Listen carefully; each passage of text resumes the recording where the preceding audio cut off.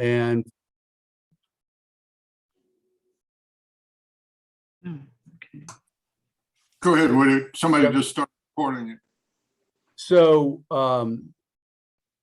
this is the church's property, and over the years, the church was started in 1954. Over the years, the church blossomed to have a congregation of about 2,700 members. It now is down to 272 resident members and a average attendance, I think, around 90. So the attendance has gone down substantially. The latest due to COVID, but even before that, it was relatively small numbers of people gathering in a smaller area of the church, because in the big sanctuary, it was somewhat dwarfed by the size. If any of y'all have been in that facility, it's big, but it's and it's gorgeous, but it is not where you want to have 90 people gather. So the size of the facilities, the age of the facilities, their condition, as well as the number of members have put a tremendous strain on the congregation and their budget, resulting in them having to take some drastic measures. And so they went through a whole couple-year process of looking at what the options were. And one option was to sell it all and move somewhere else. The second option was to sell the most valuable property on the southern side closest to Peachtree, then relocate a new facility on the northern end of the property.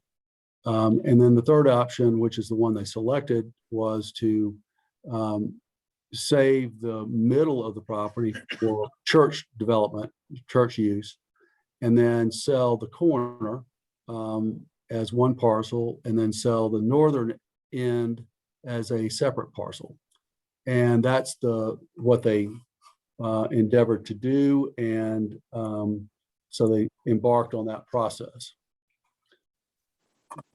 Next slide. So this is the future land use map, the City of Atlanta's future land use map for the area. The reddish orange color here denotes high density commercial. So you'll see that Phipps Plaza and the area around Phipps Plaza is all zoned high density commercial, as is the exporting goods and that development, and the development across the street, as well as 3630.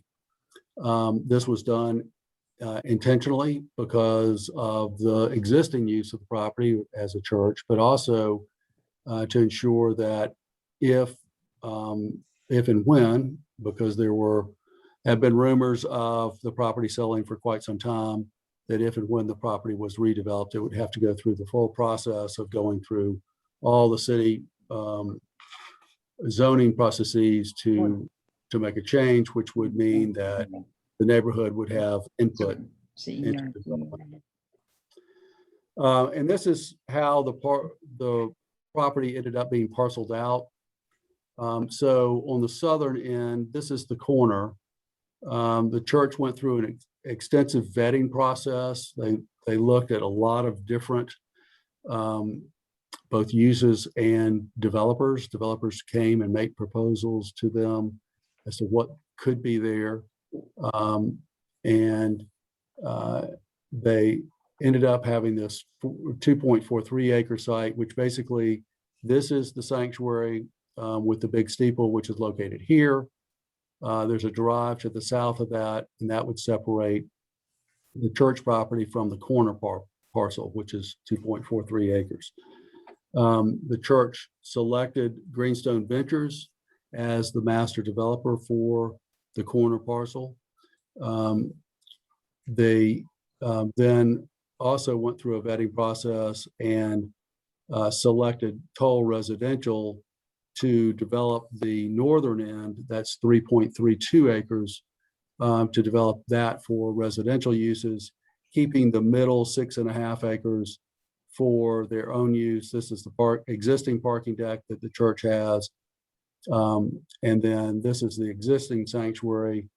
This is termed the West Wing, although it's north of the sanctuary, the existing gym and existing house that is on the property.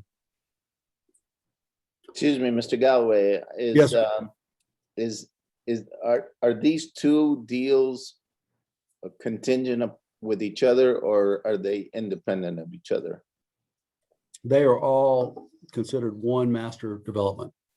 And so Greenstone Ventures is the master developer for the old site. But Toll has a direct contract with the church. Greenstone has a direct contract with the church. But Toll is overseeing Greenstone Ventures is overseeing the entire development. But they need to both happen in order for the church really to be able to do what they need to do and to go forward with the program. So I think you answered my question. If one part of this deal falls through, then the whole deal falls through. Yes, sir. Is that really true? Is that, Well, they're contractually, they are on the, and I wish Barry Howard is the pastor for Wieuca, but he couldn't be here tonight. But yes, they need to both happen for the overall development to happen. The well, church it's all has three, to, right? It's the apartment tower and the, it's Uh, the apartment tower and the. if I can commercial. go through the rest of the site plan, I'll go into all that and you can ask questions Okay. after we finish. So, so the corner parcel that Greenstone Ventures has under contract consists of a proposed 512,000 square foot office building here, and then a 400 unit apartment residential development that Crescent would be developing on that property. They both sit on top of a podium of parking. So the podium would span between the two uses and would provide shared parking for both Look at this uses. thing, Henry. This, This popped up, so I'm no longer able to see this guy. What's the matter? Who's talking? Woody, can you take back over? I'll be glad to. I can't determine who talks and who doesn't. So that's the corner proposed development. And then on the northern edge of that, you have an existing drive that currently exists south of the sanctuary. The plan would be for that drive to be made two-way. So it would be, right now it's one-way going eastbound. The plan would be for that to be a two-way drive south of the sanctuary building. So it would serve the corner development as the main access from Georgia 400. So this has the new roundabout plan built into the site plan. You would come, somebody that's coming to the site would come around the roundabout and then enter here by turning left into the site and then into the parking deck there. And I can go over access more in a minute. But this is the sanctuary building where the steeple is. To the north of that, you have proposed buildings that would be church buildings. They would be, the proposal is that they would renovate existing buildings and or tear them down and build new buildings on the property, so that they were trying to look at a 50-year plan and going forward with this proposal so that they could be secure over the next 50 years, knowing that they have money for redevelopment, they have money for their missions that they want to do in the community, and they have money to maintain their facilities. So the plan would be to renovate existing buildings and add up to as much as 158,000 square feet of new space, including the possibility of having an underground parking facility under here under these buildings, or putting 2 levels of parking on top of the existing deck. When this deck was built, it was built to accommodate 2 additional levels from an engineering standpoint. And there was a proposal to have a bridge structure that would span between the parking deck and the sanctuary, the back of the sanctuary, that would provide an easy way for the members of the church to get from the parking deck to the sanctuary. On the northern end, and as far as the day school, there's a day school that exists at this portion of the site now, and the proposal is to relocate that day school either into a renovated building here, a brand new building here, or one of these other buildings that are located on the site. But the plan is to continue to provide that day school that so many people in the community depend on. Now, on the northern end of the site, the plan is Toll is proposing 18 single-family residential units along the northern edge of the development, and then 39 townhome units that would be located on the south side of the single family, along with a pedestrian way that would run between Peachtree Dunwoody to the east and Wieuca to the west that would allow pedestrians to walk through the site. This is not intended to be gated. It's part Wieuca's vision is that all of this will be integrated as one development that would be part of the community and interact with the community. They feel strongly that they have a mission to be at this place at this time and to serve the community. And they are very involved in the planning of all of this and want it to the residential to be good neighbors to the residential that exists, but also good neighbors to the church as well. The parking for the site adheres to the Buckhead parking overlay, which is intended to reduce the number of parking spaces that are otherwise allowed. This is a plan that just depicts the access that the site has, which is pretty amazing for an urban site. Along Peachtree Dunwoody, there's site driveway A, which is an existing driveway that enters right at the church parking deck. That would stay. Site driveway B is an existing driveway that serves primarily the 3630 development. We have a easement over that driveway for access, as site driveway C, which is shared by both the church and by 3630. Then along Wieuca, there we are proposing a right in, right out driveway that would go into the shared deck between the office building and the residential. We feel like this will be the primary driveway for people that are coming from the southwest, south, or and east of the site.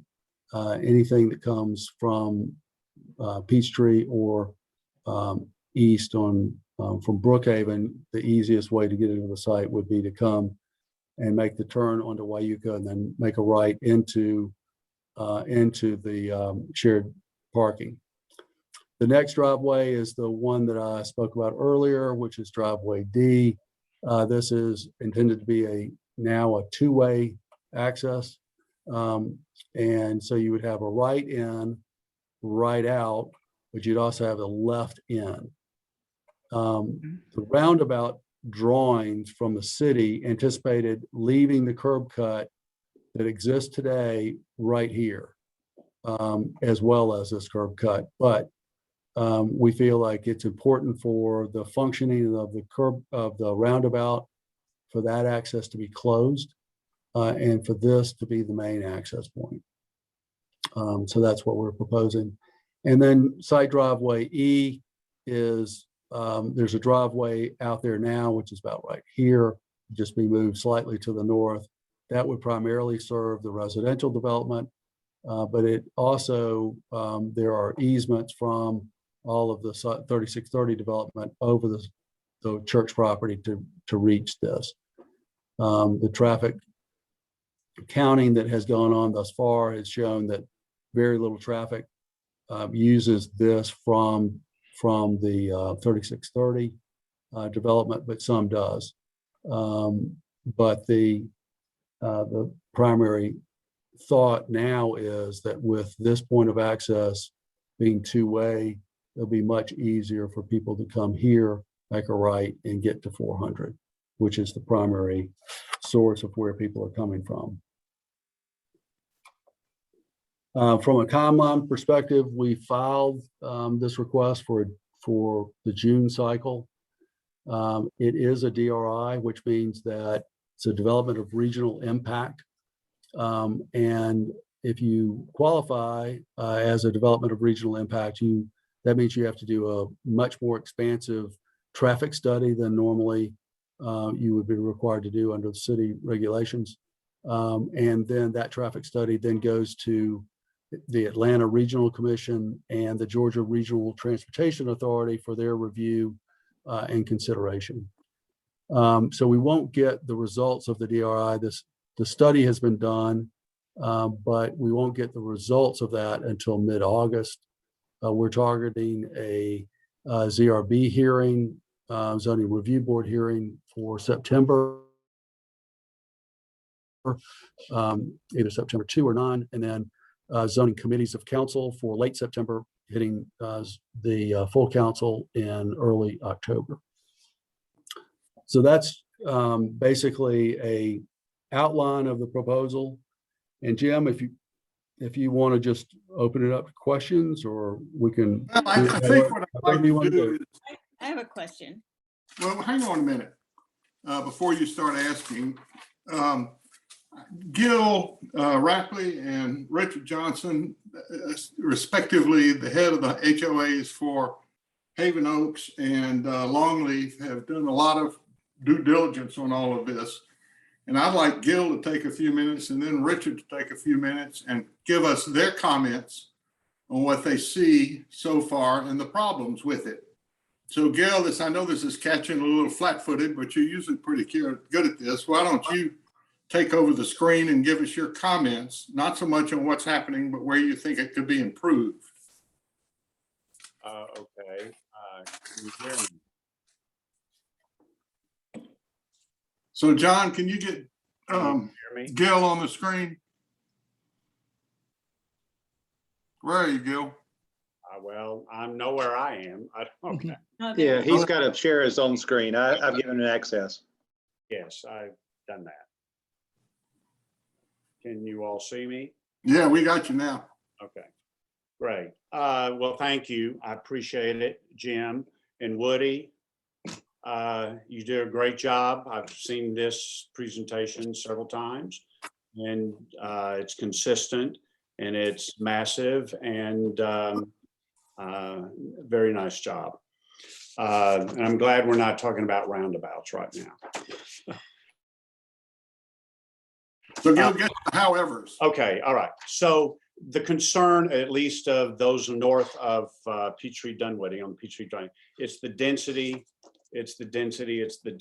which brings traffic, congestion.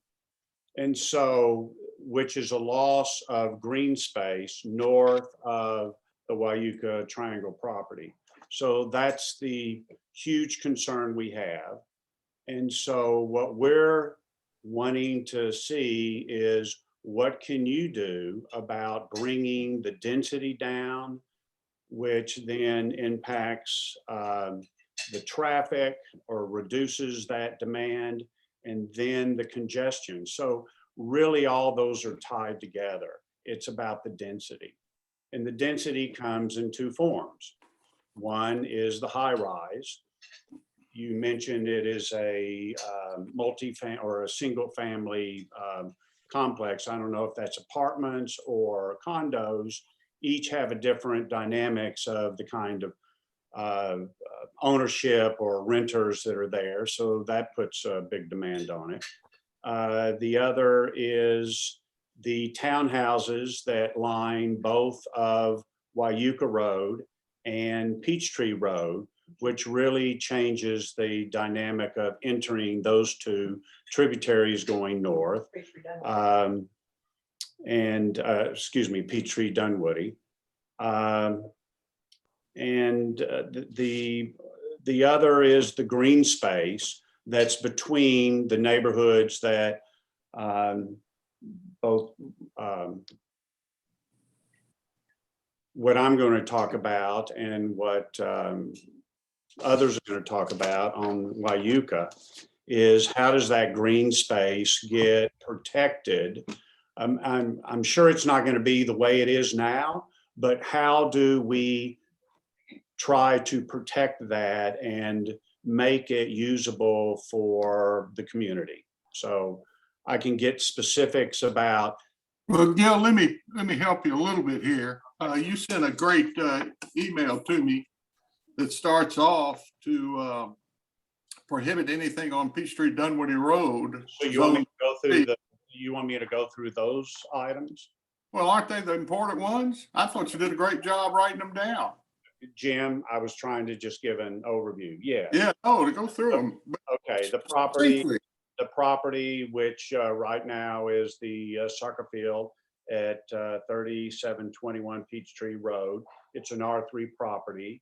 We would not like to see that changed at all in rezoning. The townhouses that line both of Wieuca and Peachtree Dunwoody, you would like to those not be there if there's R3 properties across the street from them. We would like to see the reduction of the condos or apartments or multifamily in what's being planned, which would be on the, what would that be? The south side of the church.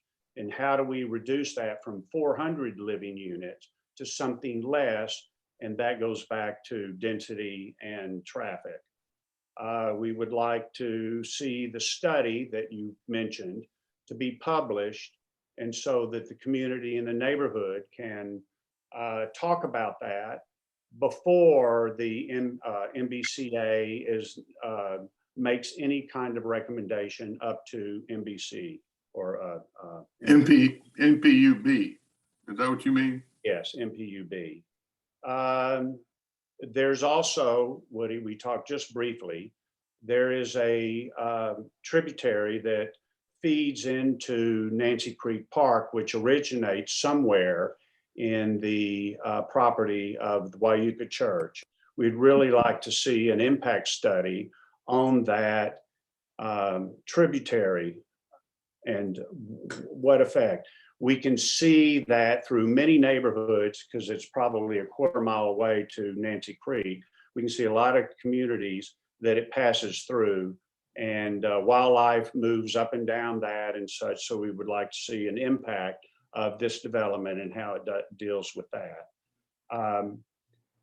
I would like to see, and I think others would like to see, what is the architectural view from a street position? How do you look at the elevation? Right now, we just see plot maps, and that kind of gives us a sense of density.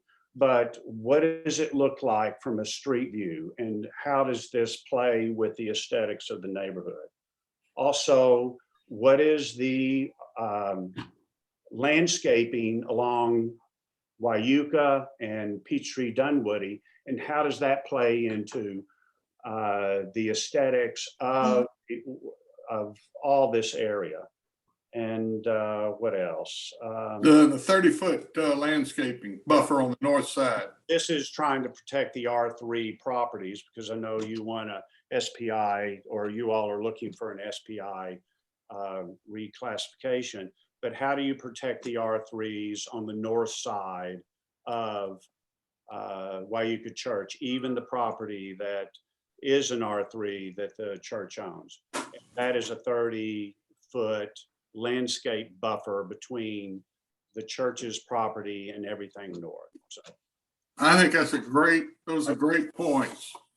And now I'd like for Richard Johnson, who is the head of the Longleaf, what's it called? Longleaf Hey, Richard. Homeowners Association. Homeowners Association, make his comments, which I think in many ways are like Gil's, but what do you got? Well, I'm not completely organized with the comments, nor have we had the opportunity to bring our entire HOA together for a meeting to discuss this, but surely intend to make an attempt to do that here in the coming days.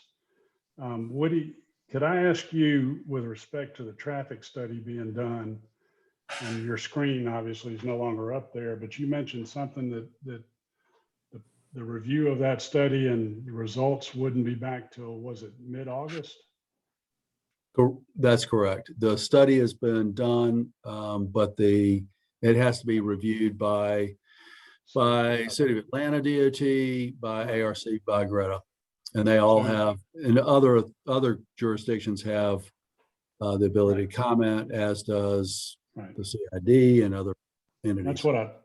Thank you. That's what I thought I heard. So the traffic study is done. And every time I look at this, I get stuck on, where's the traffic study before I feel comfortable commenting on high rise this, low rise that, number of townhomes, yes or no, single family, where's ingress, egress. I'd like to be looking at a traffic study, and I think I might speak for everybody else on here that's of the residential area surrounding the development, but we'd like to look at the traffic study. We'd also like to look at the study that was done on the roundabout some 2 or 3 years ago, although there's some on this call that think we shouldn't revisit that. I think it'd be foolish not to revisit that and look at that study in light of this planned development and see if that roundabout study accounted for the church property, remaining church property, or did it plan for some other density being used?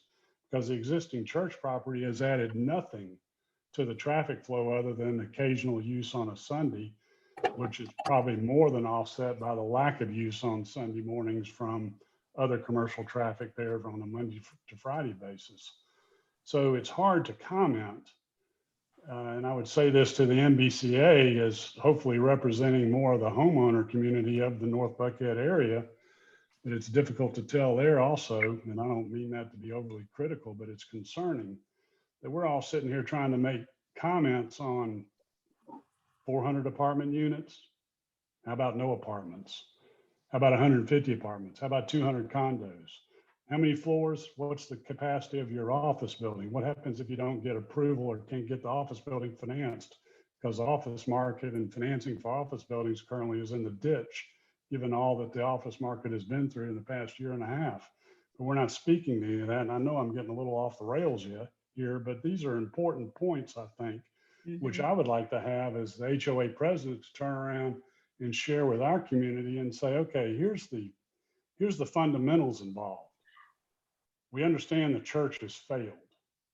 To have 90 people showing up for a service and have 200 members, I think everybody could agree that's kind of a failed endeavor. And so something's going to happen with the property. So if you're, to restate, I think we're being asked to make comments with one hand tied behind our back. And Well, Richard, we had a meeting last week that you could have attended, perhaps. I was there on July 8th. I was there at that meeting. I spoke at that meeting. Answer any of these questions. We were trying to pull up together, as you know, issues that ought to be discussed before any decisions are made. Any decisions made yet? Okay, I understand there's no decision made and you're trying to get comments Well, on the sure. development itself. And it's hard to comment on the development itself without seeing available studies that might be available. Man, Which Well, is the only people- study Yeah, I that can is studies exactly available. correct. How can you comment on any of this stuff when you don't even know anything about it? Right. And so, let's presume we had the traffic study. And my bet is because the traffic engineers performing that study are retained by the developer, the tendency for those studies is to be favorable to the development, but that remains to be seen. But let's say we had it and it had not much impact. The roundabout as planned can handle all of the planned traffic coming in and out of this property. Then our concerns also need to then go to I could imagine that I might speak for a lot of homeowners, residential homeowners here, that the last thing we'd like to see is another dense apartment building within a stone's throw of our current houses. We've already experienced a decline in our property values because of the development that's already occurred along Phipps Boulevard. We also have seen a dramatic increase in crime that some could be pointed to the increase of apartment style living. And this whole development's just going to bring in another element of non-residential homeowners and also just day in and day out traffic into the neighborhood where we're trying to preserve a residential character. And so personally, and I imagine I might speak for others, we prefer not to see any apartments. And we prefer Well- also that the residential development north of the church be more in keeping with single family residences instead of trying to pack as many residential for sale units as you possibly can into one parcel of property. You could use Longleaf as an example. We've got 49 homes on a little less than 6 acres. And each So, home Richard, is you're, about 1/10 of an acre. So I would like to see the north side of that church property be a similar residential development to Longleaf. You ask what the recommendations would be, that would be a recommendation, and its ingress egress ought to be off of Peachtree Dunwoody. And I would imagine if you polled those future buyers, they probably wouldn't want a sidewalk running right through their neighborhood, connecting a major street like Wieuca to a major street like Peachtree Dunwoody, that would then provide open access to the kind of folks that we've found walking through our neighborhood and up and down Phipps Boulevard that almost make you want to cross the street. And now you want to give them just access right through your backyard, so to speak, 24 hours a day. I think that looks great as a garden designer on paper. I think practically it'd be difficult to convince a homeowner that they shouldn't have concern over that. So that's kind of a dump of some thoughts. And I know that may not be all that what you wanted to hear or in the style that you wanted to hear, but I feel like we're shortchanged at the moment of trying to make. we're trying to do a lot as a committee to get it done, and you're right, you don't have all the information. I think the committee ought to push back and cause this information to be put forth. I so agree with that, all Richard. residents can see and Ain't that cause the easy? developer and the timeline to pause till we get more information on the table. Thank It's you, not that Richard. easy to push it back. Tony, you've had your hand up patiently. Unmute. All right. Thank you very much. Can you hear me? You sure are. Okay. Thank you, Jim, and folks at NBCA and Harvey and Woody. Gil, those were incredibly insightful remarks, and Richard, yours as well. Certainly traffic is the #1 issue, and that traffic study is the central document that needs to be reviewed well before it goes to the MPU, and for sure before it goes to the Office of Zoning and Development. So I'm Tony Mills. I'm a native Atlantan. My wife and I have lived at the Ritz-Carlton residences for close to 10 years. I'm speaking tonight on behalf of my wife and I, but I'm also speaking on behalf of a number of our neighbors. We have 125 residences sitting on top of the office building with over 250 people. There's also 17 stories of office space below us.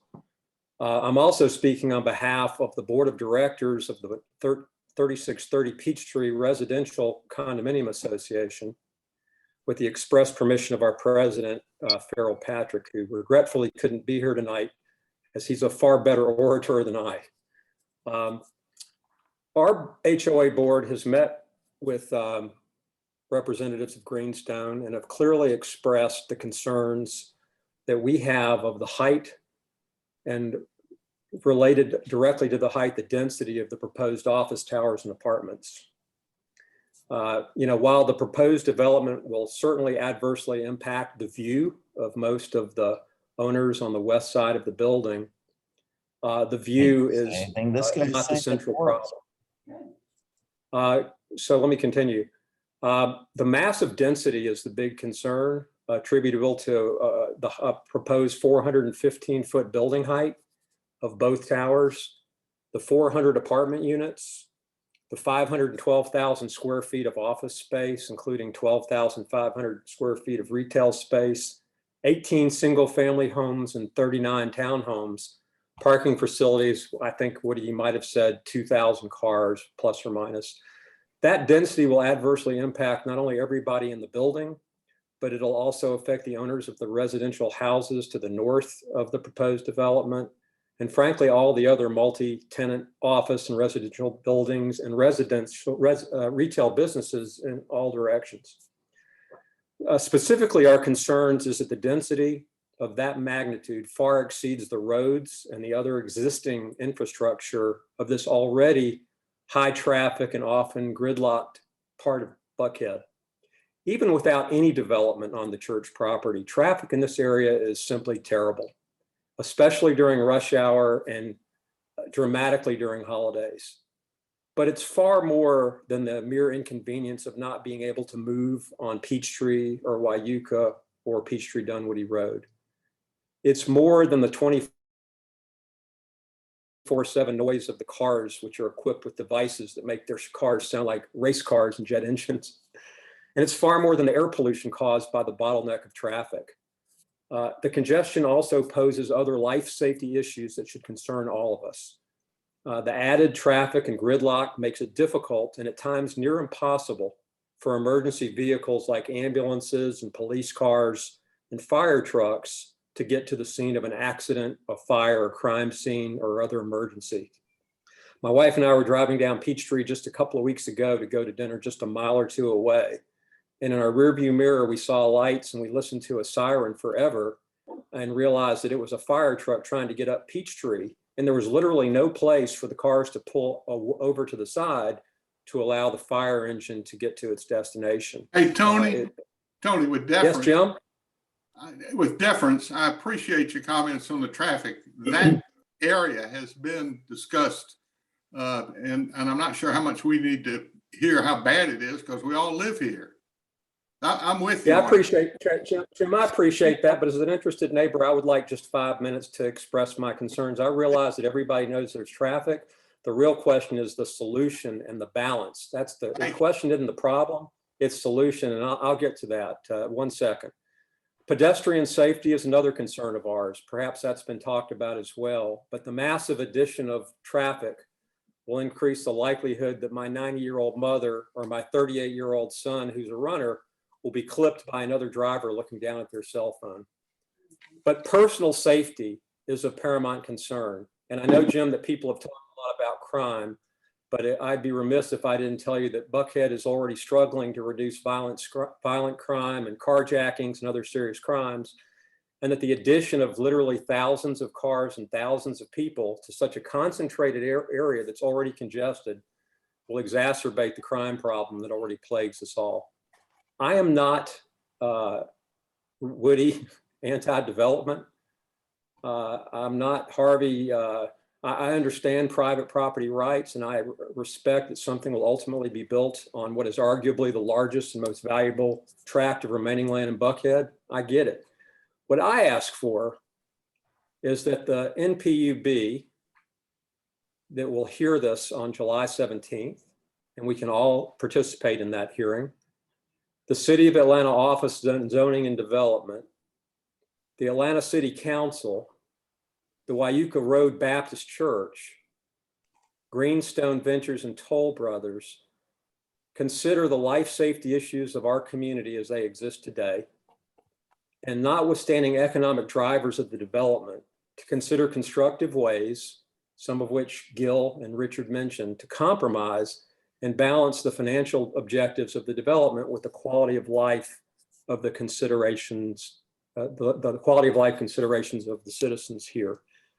I noticed, Woody, in your timeline, one of the things that was omitted was the NPUB hearings that are very important because it's the only real opportunity for the neighbors to get their voice in besides at civic association meetings like this. And I would hope that we could publish the NPU zoning hearing coming up on July 17th and the follow-on full board meeting of the NPU, which will be announced for, I believe, either the 5th or the 12th. And with again, welcome a dialogue with the developers and the citizens, the other homeowners groups, to figure out something that works for everybody. Thank you, Tony. I wasn't trying to be rude to you, but we got, other people Peter, I haven't heard anything from you. I know you got something to say. Peter Rogers. You got to unmute.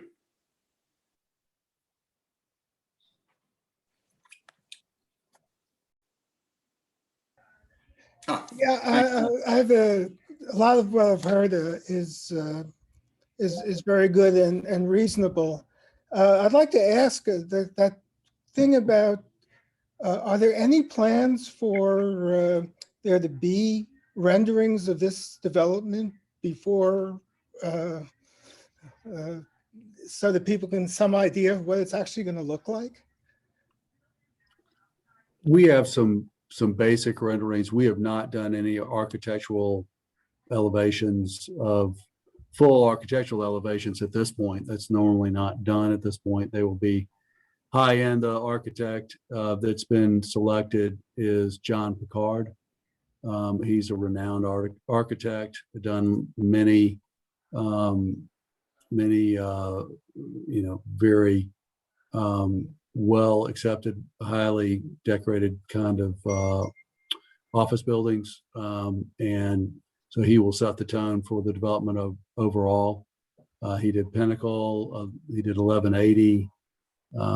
He's doing the new Norfolk Southern building, done a lot of different buildings in town. So you can be assured it'll be high quality.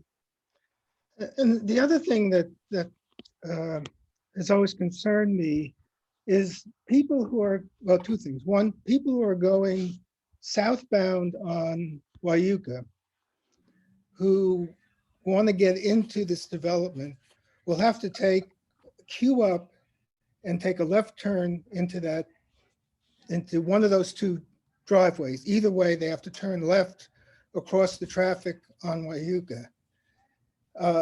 I assume you're not going to be putting in a traffic light there. What's going to keep things from, just blocking up because of that left turn? And the other thing that goes along with that is, I assume that people who are coming out of those two driveways will not be able to turn left onto Wieuca. So they will all be having to, go around the roundabout to get to Peachtree. Is that true or not true? Not true. First of all, yes, you would have to turn across Wieuca. The idea, as I mentioned in the presentation, there are two existing drives, one north of the main sanctuary, one south of the main sanctuary. The original plans for the roundabout contemplated providing both those lefts into the property. Yeah, I understand that, but with the way it exists now, there's nothing there to enter into. You're going to be putting thousands of people there who are going to be trying to make that turn, that left turn. Okay, I'll wait for you to finish and then I'll finish, okay? Okay, I was just saying that when the roundabout was discussed, or the current situation is, nobody uses those left turns except on Sundays. Now you're putting up all these buildings and stuff there, and there are going to be lots of people trying to do that, and they're going to be backing up to make that left turn, back into the roundabout or back all the way to Phipps Boulevard. It seemed to me that that you need to pay more attention to access coming from Peachtree Dunwoody than from Wieuca. It's just, those left turns are going to cause problems, major problems. Well, so we changed our traffic consultants proposed that the northernmost access point north of the sanctuary be closed because it's really too close to the roundabout. And instead rely on the curb cut that's south of the sanctuary that runs between the two buildings, or between the corner development and the sanctuary building itself, so that you could have adequate stacking that would go back along Wieuca allow enough stacking to be able to turn left into the site. Now, if you want to go back the way you came, you're obviously going to turn right out of that same driveway and then to reach 400. If you're trying to go south of the site, you have a couple of, well, you have 3 different choices, 4 different choices. And that's the thing about the site is you do have multiple choices of how to get in and out of the site. So if you're going south, depending on where you're coming from, you can go out the Peachtree Road access, you can go out Peachtree Dunwoody access, or you can go out the Wieuca access, go loop through the roundabout and come back.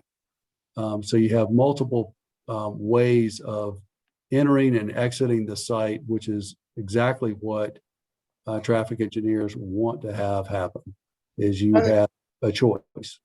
Can people see me? Yes. Yeah, Can you see the development? see some off your porch. That place, The that church. the church and the whole site, we have a lovely view of it. As I look at this, the place that you're planning on having stacking to make that left turn consists of 2 lanes. So that means one complete lane is going to be backed up to there's not going to be a lane devoted to queuing to make that turn. Are you planning to have a traffic light there? There will be. I might suggest we wait till we get the traffic study before we try to nail this down. Your point's taken, I think. Yeah, and Okay. I provided the traffic study to Jim and to Sally and others in the leadership. So I provided the traffic study, and it does. Wait, before you anticipate- throw me all the way under the bus, tell them you provided it today. Oh yeah, no, because it came out Friday, so I provided it today. We was not shoot. I've read it once, but But who paid for it?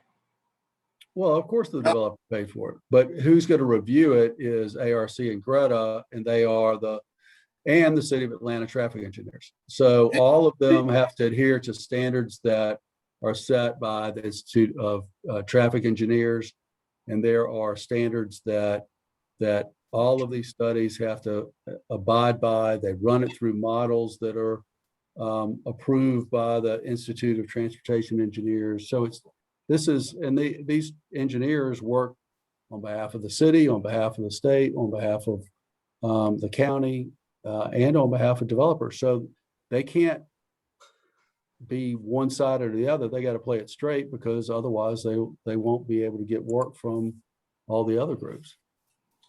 Nick, now, I've got a hand up from Karen Mitchell, from Sherry Gaines, and from Sally Silver. Karen, you've been up longest.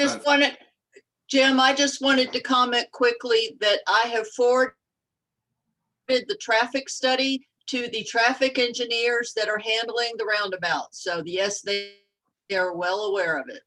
Okay, Thank you. Karen. Hi. I just want to make mention. I was a longtime resident of Atlanta. I used to live on Mountain Drive, so I was in a single family home. I currently live in the Ritz. I just want to point out that, as Tony was saying, he was representing 250 of us who are residents of this neighborhood and good neighbors. And I was not able to attend the last meeting. But I did watch the entire thing, and somebody at the very end did mention something about 3630, and I guess those people can't be happy. But what bothered me was that we seem to be an afterthought and not being included as part of the neighborhood. And we very much are. And many of us actually did already live in this neighborhood and moved here. So I do want to see that our voices are represented.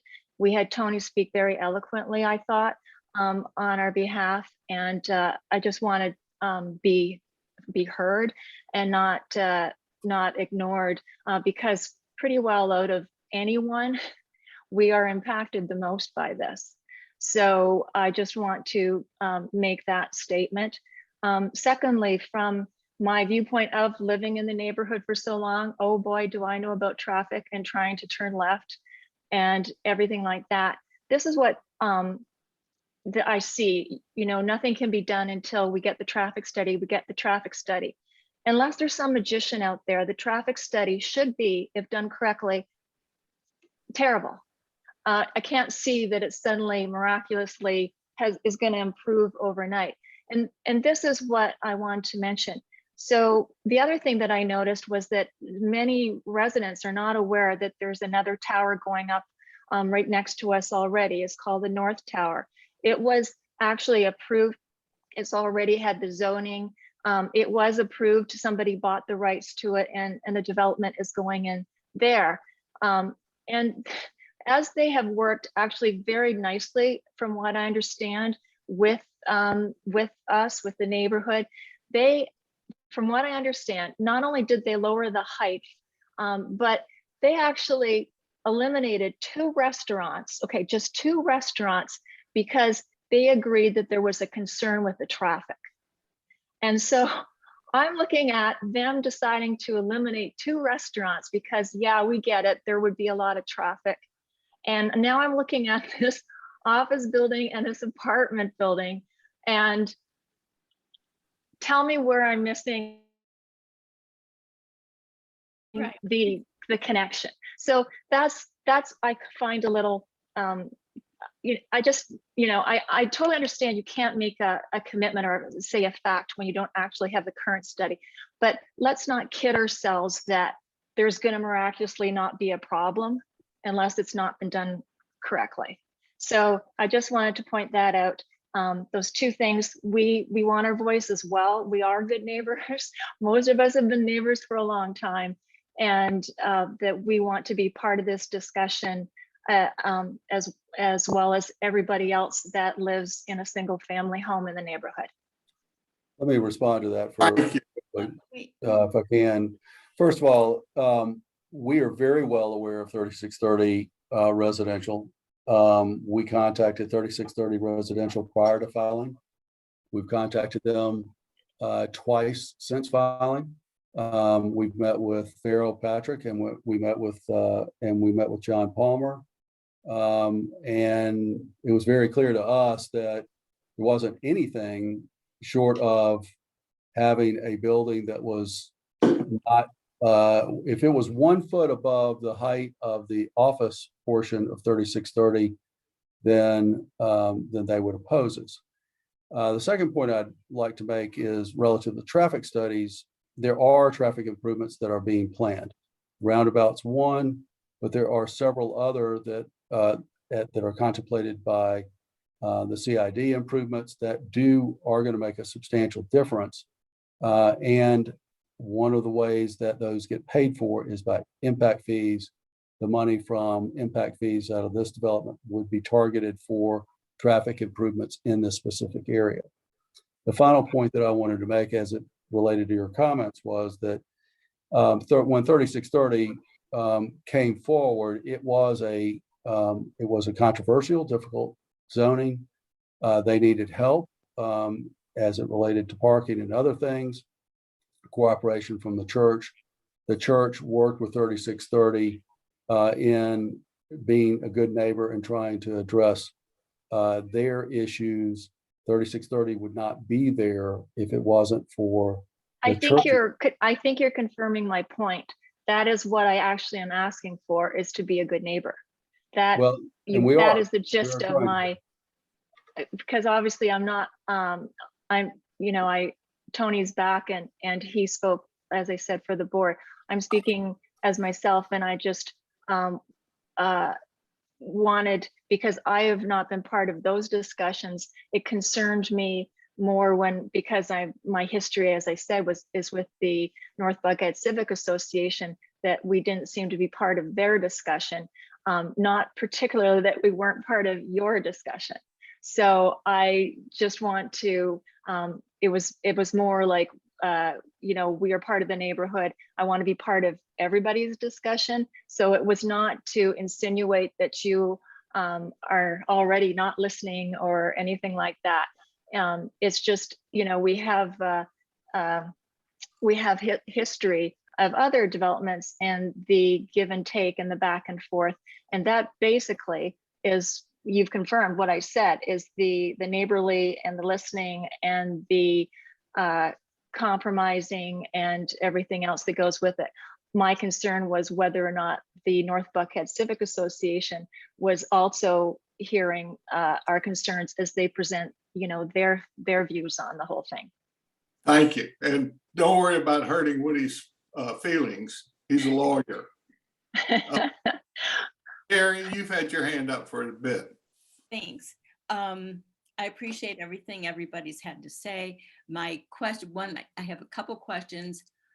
Number one, is the building that's going up down Phipps Boulevard over where Nobu is going, the office building there, is that being included in the traffic study? Yes, any projects that are identified that have building permits and those that are, for example, the 3630 North Tower development that does not have a building permit, but is planned, has been anticipated and included in the traffic study.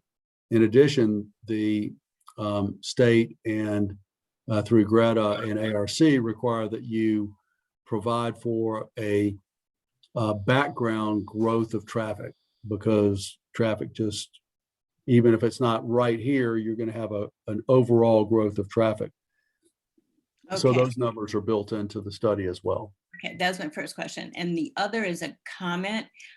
We've lit, since the 10 years that I've lived in the neighborhood, we've watched what happens when large residential apartments have been erected and how that's changed the atmosphere.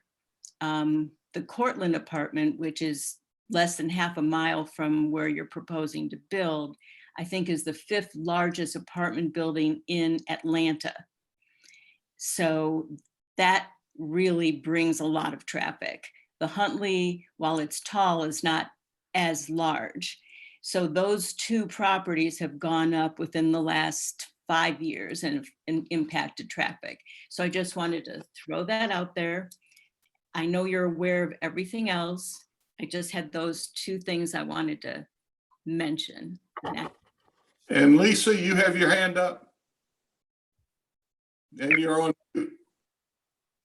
Yes, thank you. This is actually husband Jim. ARC, one of its main tenants is affordable housing. I wonder if you might speak a minute, Woody, about what the plans are for affordable housing on the site, please. We do not have any plans for affordable housing on the site. That issue has been raised. We do not have, we are not planning on seeking any incentives. You cannot afford to build affordable housing without incentives.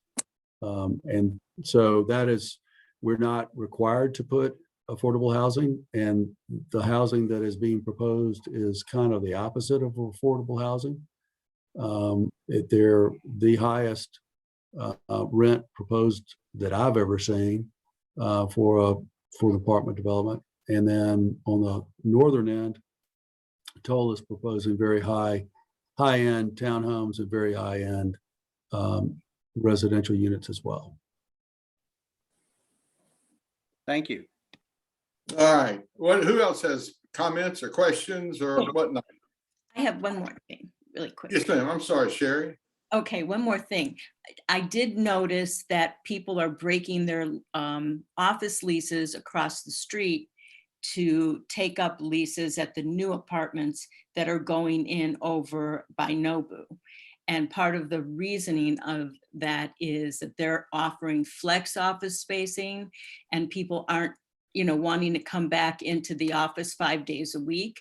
And so I just wondered if those things are part of the consideration in the offices that you are proposing. Well, right now, everybody would acknowledge that the office market is in flux to some extent. I think that what is going on across the country is a clear pattern of change, but a lot more of the traditional than you would think. I think that there will be a large market for companies that don't require an employee to be there every day, 5 days a week, but have a presence in the office at least a portion of the week. There are other companies that are going straight back to, you got to be there 5 days a week. And then, of course, there's going to be a certain number of companies that don't go back to a traditional office. And if they don't, they don't. But that doesn't mean there's not going to be a market for a Class A office building at the corner of Peachtree and Wieuca. Is there going to be amenities in this office building? Yes, Like- this will be Class A, fully Class A building.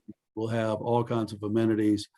And so it will be a very high-end office building that will attract the fortune, those that can afford the rent, and the rent will be very high. So The reason they're moving over there is because there's a health club and there's things like that to lure those who don't want to go back into the office 5 days a week. and there's going to be, but this will have a fitness area. This will have the normal things that you have associated with an office building.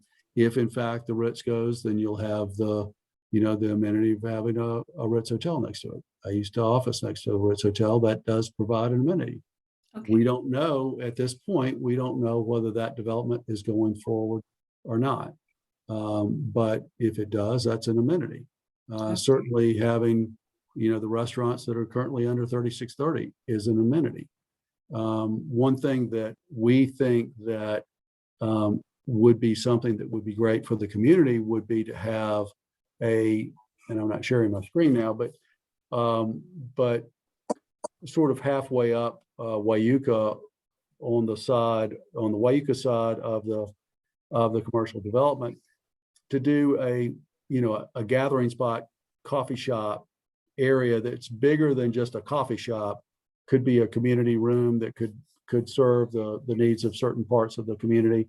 Could be a gathering spot, and that would be something that the church is certainly interested in. Residents that live in close proximity would love to be able to walk to something like that. And so that's some of the feedback we've gotten. Thank you. Bob Young, anything from you? Anybody got any other comments? Hi, this is. Can I Charles. just ask one quick question? bet. What do you mean by the retail? Like Well, what retail, what kind, how much, how much retail, what kind of retail? We don't know at this Would it- moment. The 12,000 square feet is not a lot of square footage. The Okay. coffee spot that I'm talking about would count towards that. A sundry shop that's in the bottom of the office building would count towards that. So that goes away very quickly. Okay, So 12,000 square feet is, a restaurant is a normal, nice restaurant is going to be in the order of 10,000 square feet. So. okay. Sally, you got any comments before we close it? James, if I Pardon may- me? I'm sorry, I No, do you have any I comments? before we didn't close? understand. No, I'm here listening just like everybody Okay. else. Jim, just pause for a second. There's one more person that wanted to give some Who? thoughts. Sure. It's Who? Amy Price, but I think it's probably not Amy. Yeah, this is Oh. Charles. This is Got it. Charles. I Amy. want to, I've been kind of quiet here, but I have something, I know a big issue there is the traffic. I'm concerned about the architecture, like in building the neighborhood that we live in. There are more traditional houses, and then there are some very contemporary houses that are being built. Many of them are beautiful, but there's a strange look if you put a contemporary house.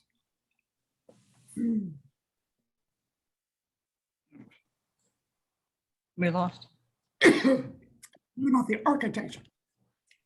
All right. I'm looking at those masks behind you, and I'm not worried about your architecture. Those are not looking. Well, let me just tell you about architecture. The plan is for the corner to be architecturally consistent with 3630. It would be very much that high-end Class A office building look. And then you transition to the church, and the benefit from a land use plan standpoint for what is being proposed is you can transition between the more high density commercial elements to the institutional use in the middle, and then residential to the north. And the concept of the residential to the north, one of the things that they are playing with is incorporating sort of the themes of that are associated with the church, and some of the materials and some of the architectural features, like a inverted V that's like the steeple shape and that kind of thing.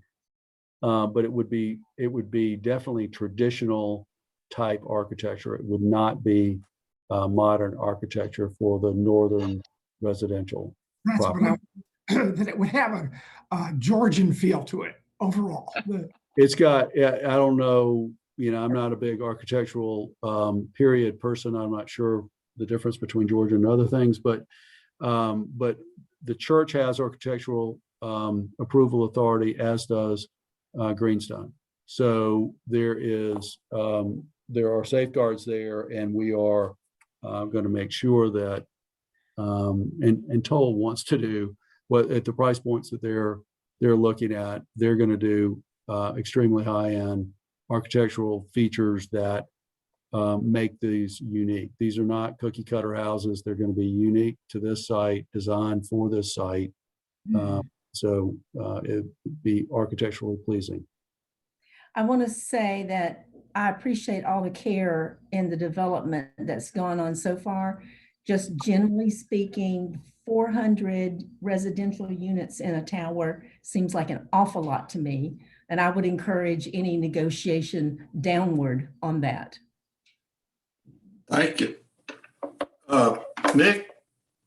No, sorry. Let's let Mr. Price get his comment. Excuse me. Woody, my question is regarding I didn't catch your name. sorry, my name is Charles Freund. I'm a resident here at 3630. Okay. My wife, Amy Price, has logged us in. Sorry for any confusion. No problem. I had a question regarding the easement, which allows access out the back of the tower, either to Peachtree or to Peachtree Dunwoody, which would pass between the our current parking deck and the 3630 office / condos that we live in. Yes, sir. But that still exists. Yes, it does. And so has the traffic study contemplated the crosswalk where all the people that work in the office building of 3630 have to cut across and walk across that road to get to the parking deck? And so during the hours of 8 a.m. and 9:30-ish, it's fairly congested. And so you have traffic's backing up theoretically when you're coming in, if you're coming in off Peachtree. Or if there are a number of people who are trying to exit at the end of the day, could we have some severe traffic backup in that easement because of pedestrian traffic, where the office residents, the office occupants have no other way to get to their vehicles other than using that crosswalk? So the answer is that those easements exist, and but from a use standpoint, from the developer side, we see particularly the Peachtree Road access has being primarily a show access because of the issues that you've raised. There will certainly be some traffic that goes in there, but if you are somebody that's going to the office building, you are a tenant, you have parking privileges in the parking deck, or you're a tenant in the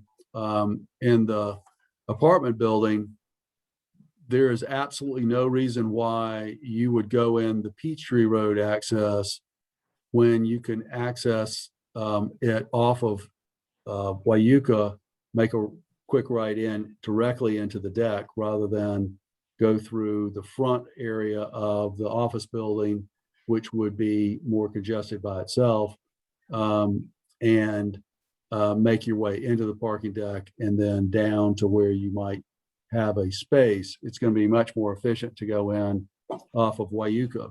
And then if you're coming from the north, off of 400, it's going to be a whole lot more efficient to come in the driveway just to the north of or south of the existing church sanctuary and enter and exit there than it would be.